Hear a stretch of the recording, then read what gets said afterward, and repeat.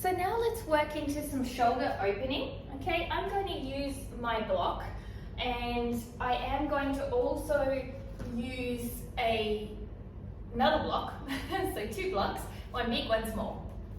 So take some time, hips and knees in line, maybe just move around a little bit just to get yourself into that feel. So we're trying to make a passive stretch active by squeezing our muscles. So this is non-squeeze. So one thing is just staying here and feeling the stretch. But if I want to actually create the stretch, I squeeze my muscles actively to push in deeper.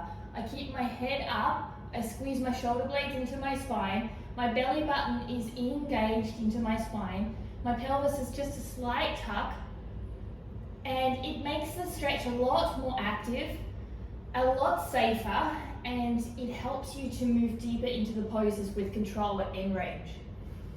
So inhale and exhale, and you can see as I inhale and exhale and activate my muscles, I'm automatically moving a lot lower. So it's really important that you build that mind-muscle connection. My thumbs are pointing up. I'm not leaning too far forward into my lower back, and I'm not bending my arms too much. So it's a medium ground here. So it's really important to work on squeezing those muscles when you want to go deep into a pose. So we can do the same here, and you've got your block in between your wrists, and we're just working into the shoulder here, right? And you squeeze and release. Squeeze and release. So you're really working into that active range. Squeeze and release. Now, if it's a little bit uncomfortable under your elbows, place something underneath. Squeeze and release, blockers in between your wrists, so you can see how I'm actively creating that. I'm always keeping my head up. Now, from there, use the block with a bent position. The same thing, so squeeze and release, but this time bring the arm back a little bit. Keep the head up and forward. Back and forward. And as you come forward, try not to come up. So you're squeezing here, exhaling, releasing down a little deeper. Bring the arms back and forward. Inhale here. Exhale, squeeze, and you go a little bit deeper. Bring it back a little bit further. Keep your pelvis just a little bit tucked like this to protect your lower back and keep your core active. So inhale here, exhale, and then you can try and move your arms a little bit, always keeping your head up, okay? So all of these warm-ups are going to make a huge difference to you creating big poses like wheel pose. So it's really, really important to understand this. Otherwise, what's going to happen is that you're going to create injuries because your body's not prepared for the pose. So another option is to use a wall, okay? I like to use the wall to get and have the hips, of course, they're a little open from our movement. And you're going to be about, I'm on the window here, you're going to be about an arm length away, depending on your capabilities, okay? And I want you to just work on in and out like this, squeezing your shoulders, popping your chest forward. Pull from the knees. And once you feel that, then drop your head back and do a couple like this. Squeeze your shoulders, puff your chest, pull with your hands, head drops back. And then from there, we want to work on the flexion of the shoulder. So you're dropping your hands back and forward.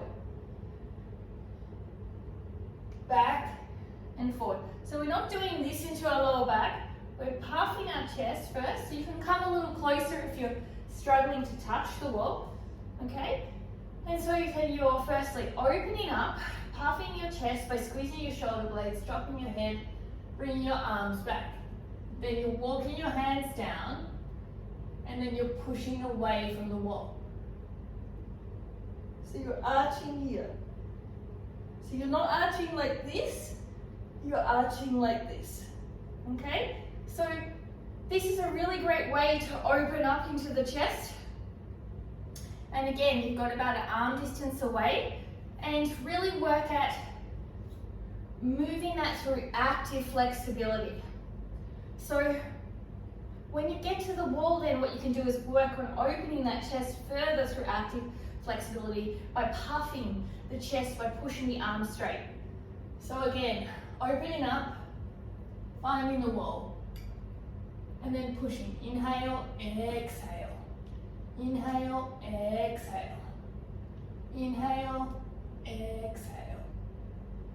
So make sure as you do that, your shoulders are also at the same height. So if you've had any injuries or areas of concern, then what might happen is your arms might be a little bit like this. Make sure you even them out, and don't put the arm that is feeling more stress under duress, bring the other arm back, and make it so you work those arms together at the same time. Active flexibility, strength, mobility, and slowly over time they will catch up better towards each other. So I hope you enjoyed. Remember, if you haven't visited part 1, go back to the previous video. If you have, make sure you use that to warm up and then use this video. And then part 3 is coming, so don't forget to subscribe and ring that bell to see the notifications, and subscribe to support my channel to help you grow your practice for free here. Links below for all my socials, my book, training with me, all of those things encompassing. And comment below if you're looking to work on something. Look forward to seeing you soon. Namaste.